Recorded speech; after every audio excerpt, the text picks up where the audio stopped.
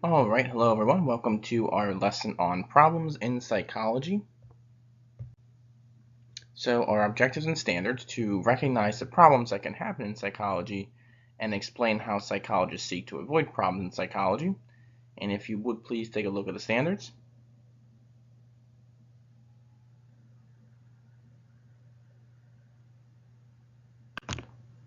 We have some vocabulary. Self-fulfilling prophecy, a situation when a researcher's expectations influence that person's own behavior, which influences the participant's behavior. We'll go into more of that. A single blind experiment is an experiment in which the participants are unaware of which participants receive the treatment. A double-blind experiment is an experiment where neither the researcher or the participants know which participants receive the treatment. And then placebo effect is a change in a participant's illness or behavior due to a belief that the treatment will have an effect rather than the actual treatment. Again, I'll explain that later on. And our essential question: what problems can come about in psychology?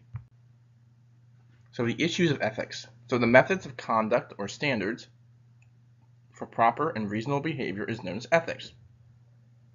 In 1992, the American Psychological Association released a published set of ethical standards, which were later updated in 2002. And I've kind of edited these a little bit to minimize it down for a little bit.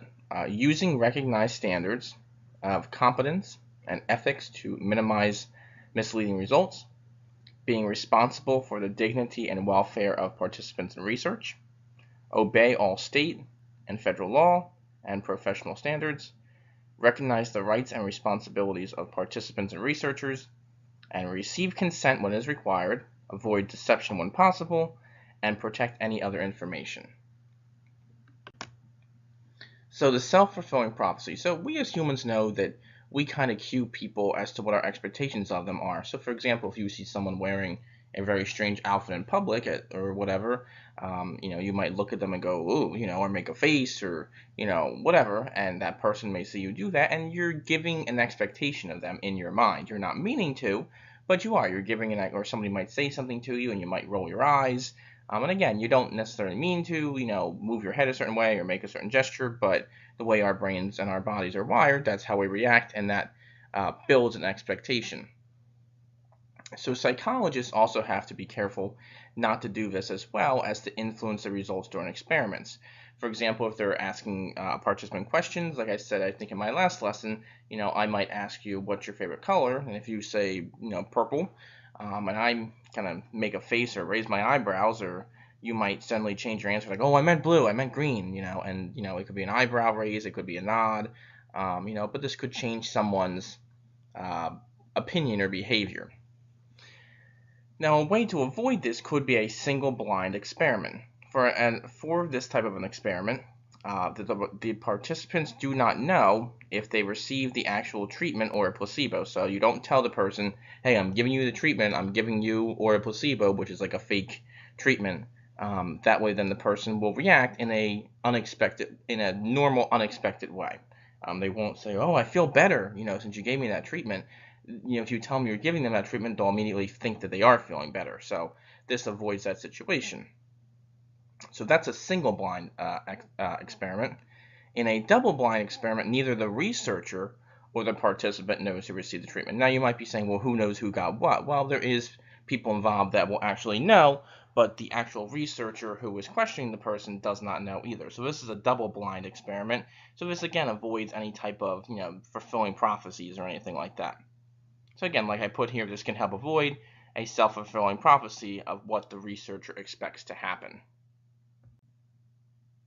So let's talk about Milgram and his experiment.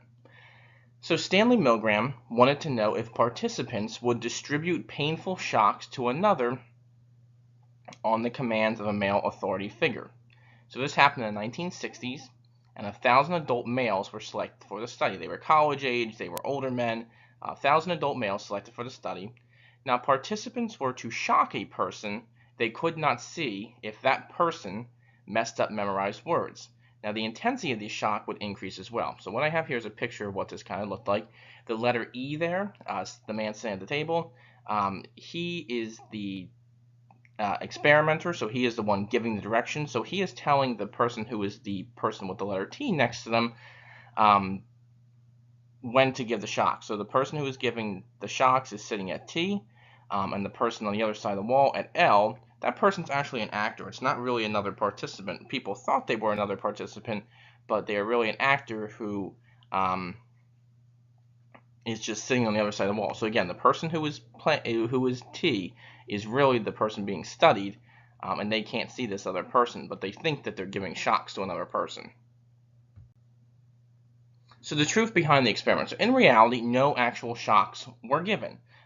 Participants believed they were inflicting pain since the reaction seemed real. So the actor would make a scream or a yell or ask the person to stop giving the shocks during the experiment.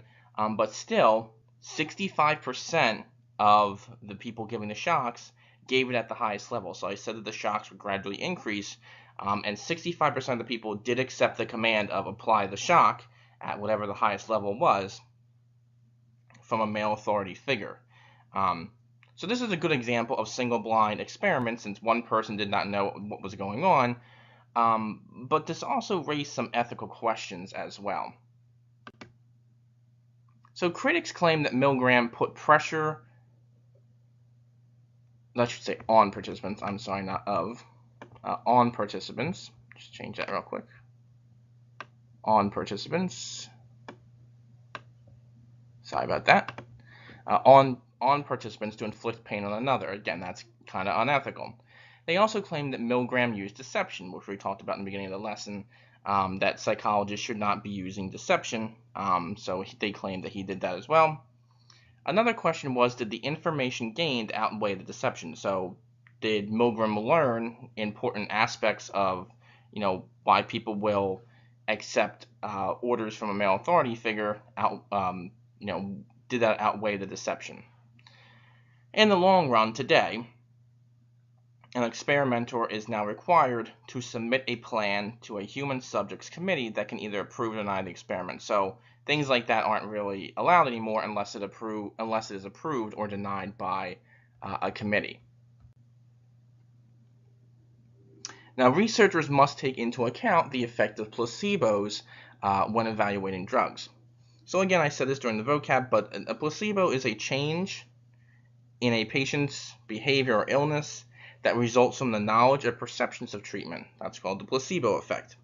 So the placebo is some sort of treatment, such as a drug or injection, that resembles medical therapy yet has no benefit. So in some cases they may give, I know that sometimes they do this in prescription drug studies, they may give one group the actual drug and the other group not the drug, and then see which group, what the responses were. Now they don't tell which group has the placebo, the fake medicine or treatment, and which one has the real one. Because again, if you told them that, people would say, oh, I feel so much better, I feel wonderful, thank you for this drug, when maybe they really had the placebo, they had the fake drug. So a lot of times this is done in prescription drug trials to see if, or not prescription drug trials necessarily, but some type of drug experimentation sometimes. All right, so problems in psychology. So we looked at some of the ethics that psychologists must follow, and we also looked at the Milgram experiment and the results of that. And also psychologists have to be careful of placebo effects as well when prescribing medicine or doing drug studies and things like that as well. All right, so please do your best on the questions, and I'll see and talk to you soon.